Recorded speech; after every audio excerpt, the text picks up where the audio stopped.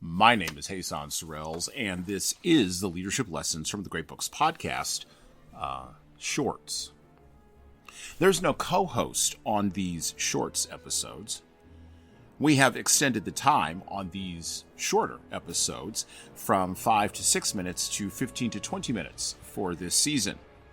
This is so that these shorts can serve as introductory episodes released ahead of our weekly, longer form episodes.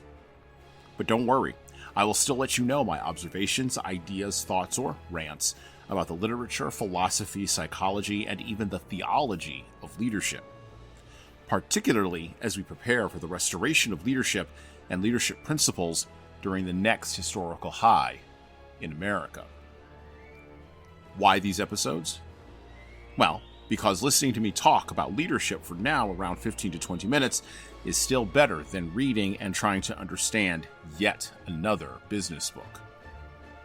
Even that business book that you bought with that famous person's name as the author, but you haven't applied any of the principles from that book to your leadership practices.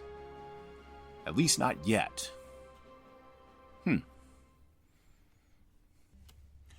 The book as a technology for transmitting ideas. The book as a technology for transmitting information, ideas, and concepts across time is probably one of the top 5 inventions human beings have ever created. Included in that august list would also be indoor plumbing, penicillin, capitalism, and the internal combustion engine. The book, for all the hand-wringing about its position as a technological influencer in Western culture right now, in its current modernist or pre-modernist form, if you will, the book is not on its last legs. In spite of the commentary by book folks writing everywhere, in spite of the decline in readership among men and women, in spite of the decline of the number of new authors being vetted, sought after, and published by any of the big 5 major publishing houses, and even in spite of the number of mass-market paperbacks being printed and the rise of ebooks, audiobooks, and other mediums for doing that which the book itself has traditionally and historically, for well over the last 500 years, done so well.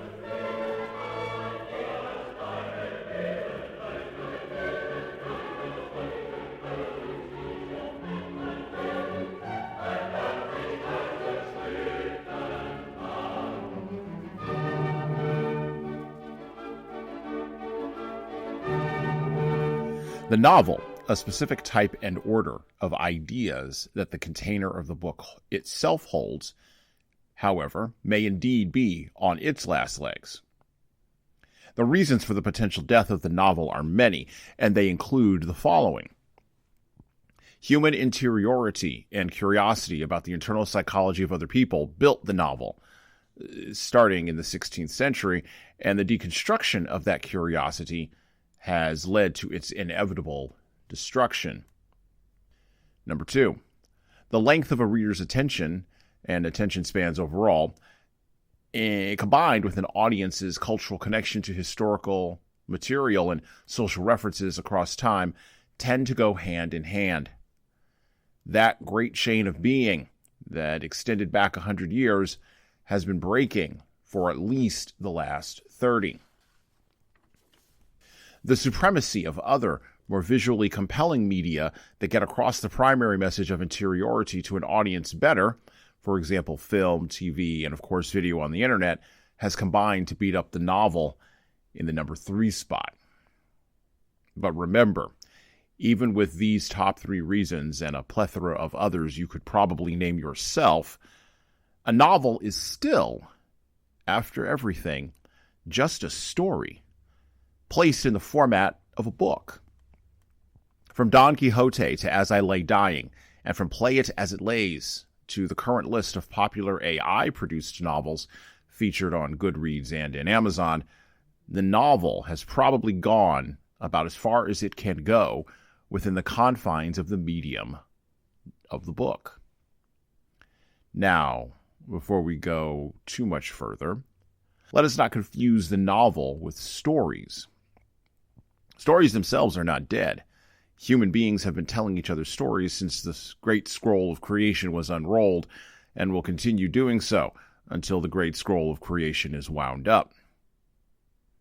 What the death of the novel does mean, however, is that the types of content, the liquid in that container, that a book will contain, will have to subtly and creatively shift.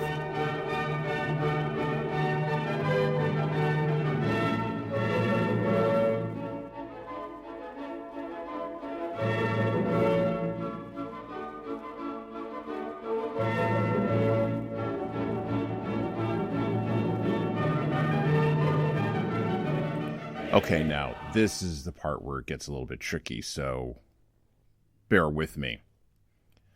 My best guess is that over the next 125 years of the book, particularly in light of the nature of technology, culture, and society, the medium of the book itself will not die.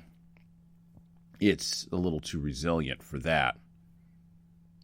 But what will happen, I think, is that brave creatives of the written word, not trapped by the assumptions of the last 300 plus years of Enlightenment novelization and cultural and societal storytelling modes in the West, will take the book itself in completely different directions. Perhaps even to directions that will combine media, lock in new ideas, or even transmit old stories in a new way. In essence, old wine in new wine skins. Perhaps even the book will take us back to the future, back to a past, a pre-modern place, populated by the works, but not the novels, preserved in the scrolls of Homer, Sophocles, Aeschylus, the Old Testament authors, Tacitus, Seneca, and St. Augustine, where we haven't been as readers in the West for a long, long while. And well, that's it for me.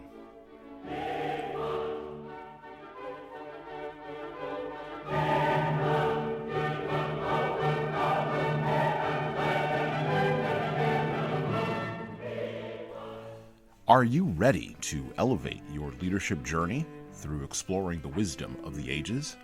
Subscribe to the Leadership Lessons from the Great Books podcast on all major podcast platforms, including Apple iTunes, Spotify, and YouTube Music. You can also find us everywhere else podcasts are available. If you find value in our episodes, please leave a 5-star review on Apple, Spotify, and of course, YouTube. We need those reviews to grow, and it is truly the easiest way to help other leaders and lovers of literature discover this show. And thank you for your support.